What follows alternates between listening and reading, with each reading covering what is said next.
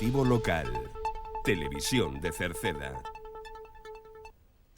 Que tal? Saúdos, moi boas tardes. Estamos co tempo de información nesta xornada de venres, en día 12 do mes de febreiro, unha xornada na que lle falaremos, como sempre, dos datos COVID, así como tamén dese concurso do Antroido que organiza o Concello para os xóvenes, para os escolares de Cerceda, do programa PEL Reactiva. Están a tempo de xustificar esas axudas e que a Diputación xa avanzou que vai a contratar os tramos da Vía Verde entre Cerceda e Santiago, os tramos de Ordes, Cerceda, Tordolla e Oroso. Falaremos da colaboración da ONG Mestura co Concello de Cerceda, que aporta beneficios para os veciños, da cita previa no Concello que sigue estando vixente. Hai novedades no carnet xoven para os máis xóvenes ata os 30 anos, e falaremos tamén do DNI que se pode renovar aquí en Cerceda no vindeiro mes de marzo. O próximo venres 27 se pode doar sangue en A Silva e pecharemos co tempo para anticipar xa que para a xornada de mañán sábado seguimos con tempo anticiclónico con alternancia de nubes e claros.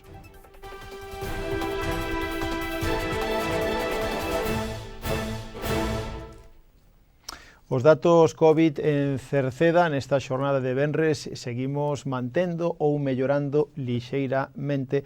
Temos na actualidade 35, un menos que onte, segundo datos publicados polo Sergas, e en xeral a tendencia, insistimos, a tendencia é a mellorar, xa que no resto dos concellos da área, da nosa área limítrofe, os concellos veciños tamén están descendendo na maioría. Pouco a pouco se vai chegando ás cifras que pretendemos que sexan, pois, lóxicamente, as mellores pouco a pouco. Lembren que chegamos a ter en decembro, o 25 de decembro, en Cerceda, 0 casos, e en apenas un mes chegamos aos 86.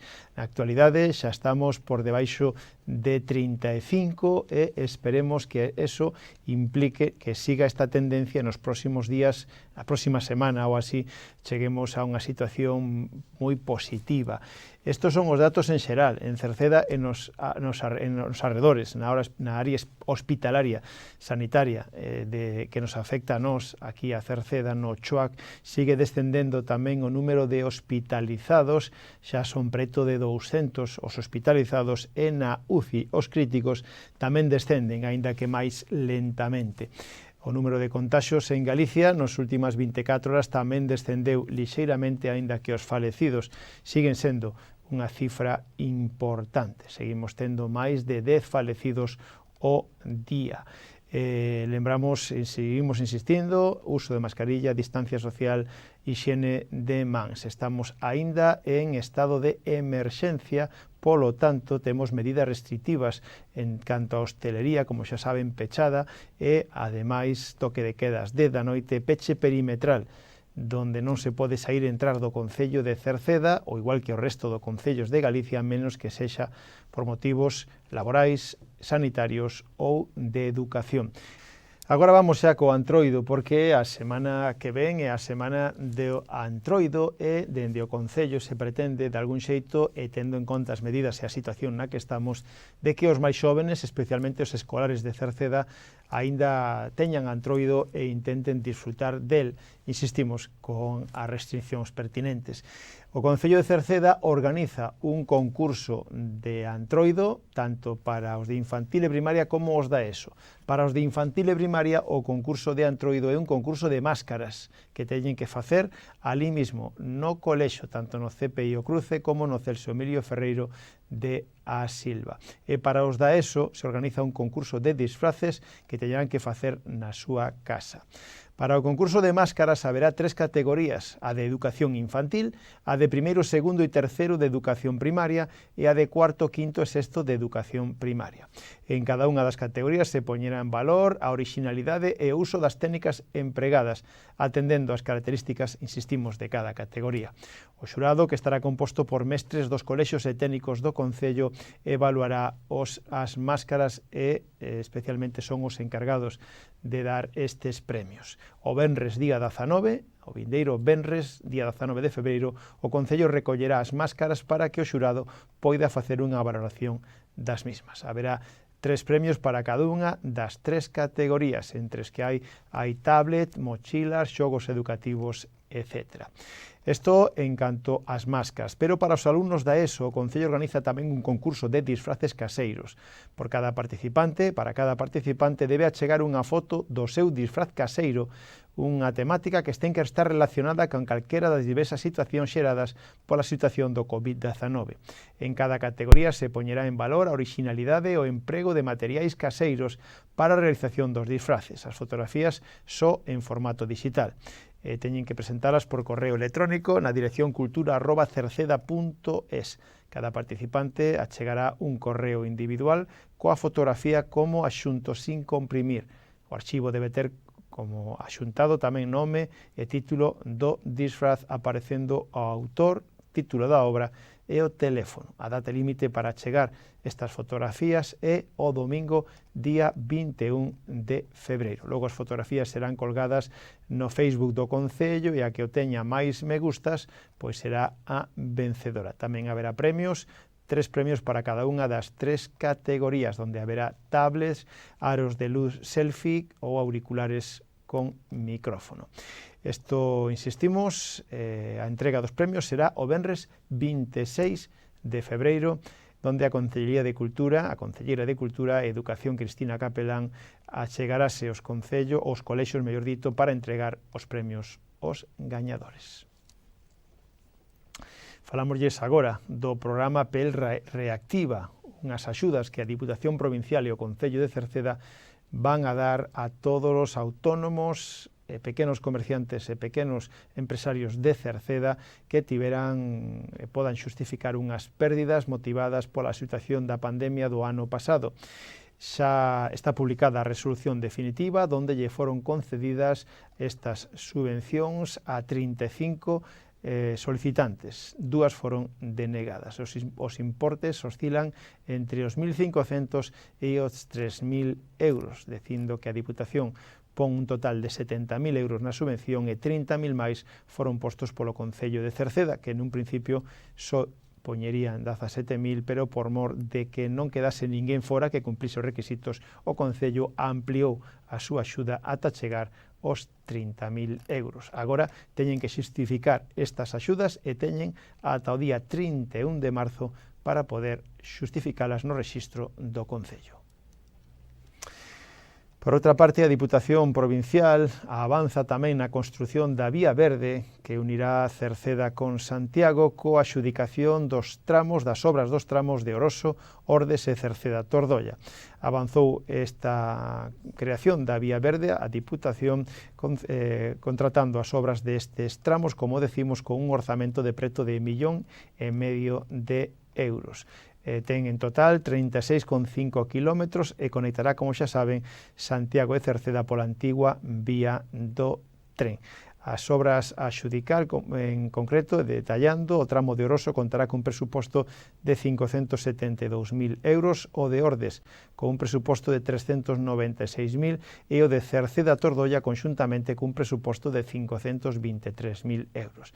As empresas adxudicatarias de cada actuación contarán cun prazo de 10 meses para levar a cabo as obras. O presidente da Diputación, Valentín González Formoso, apuntou que a Vía Verde Santiago-Cerceda é un proxecto ambicioso e técnicamente complexo que comenzou a xestarse fai unha década, pero que agora vai ser unha realidade xa en datas próximas.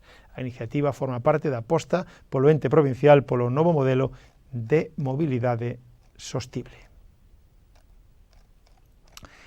Ímonos agora a falarlles de a ONG Mestura e o Concello de Cerceda. Ambos os dous teñen un convenio firmado. Dende os Servicios Sociais do Concello de Cerceda colaboran coa ONG Mestura, a cal ofrece diferentes servicios en prol dos colectivos de especial vulnerabilidade. Falamos de migrantes, de menores e persoas en risco de exclusión social, a través das actividades que propicien a súa inclusión social, educativa e laboral. Para acceder a calquera dos servicios que ofrece a ONG Mestura, hai que facelo a través dos Servicios Sociais do Concello de Cerceda tras unha valoración técnica.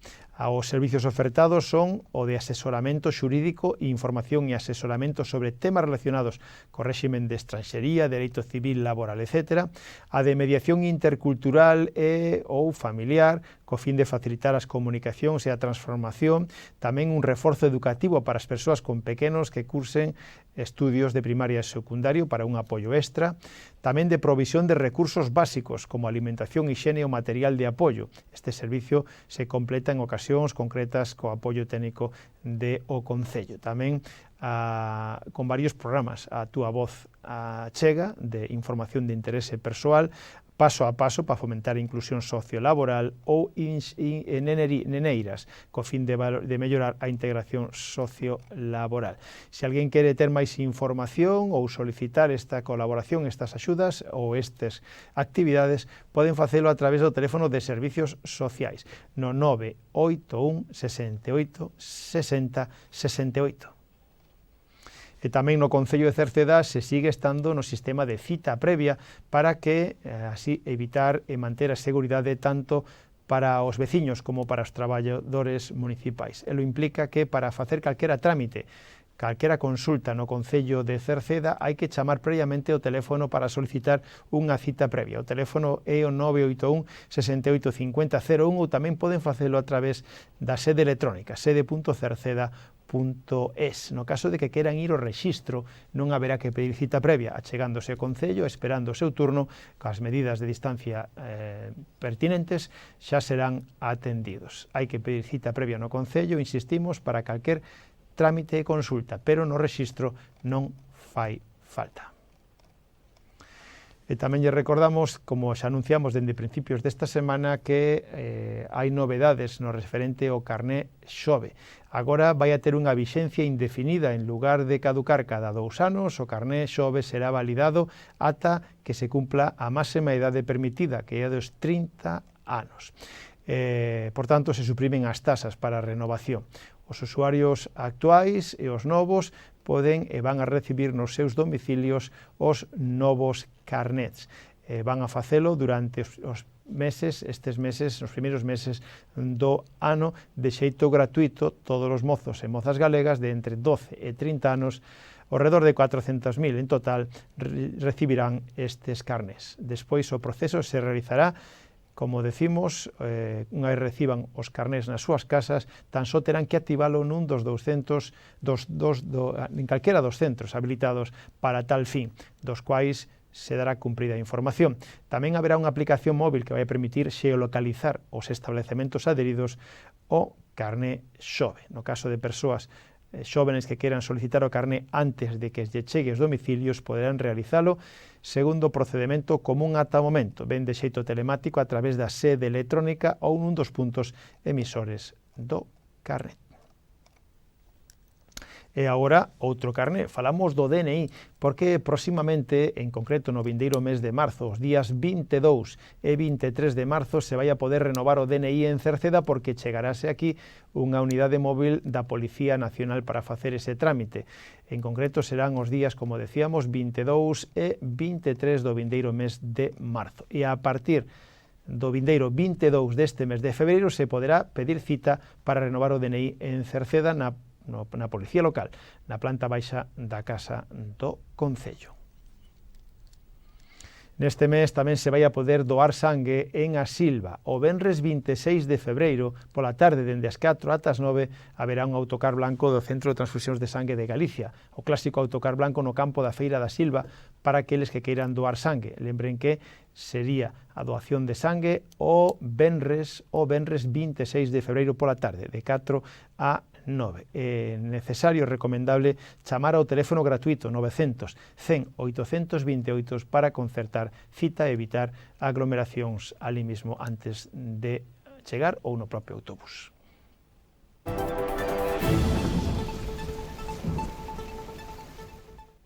Rematamos co tempo. Galicia vai a quedar durante a xornada de mañán sábado nunha zona atmosférica relativamente estable, aínda que a primeira hora prevese a chegada dos restos dunha pequena fronte que non traerá apenas precipitacións. Eso sí, o ceo estará nubrado mañán pola mañán e despois xa pola tarde iría aumentando a posibilidade de nubes e claro, remitindo as nubes e claros e sin precipitacións mañán pola tarde. As temperaturas seguirán sin cambios significativos e o vento soprará de compoñente sur con refachos de fortes no litoral atlántico.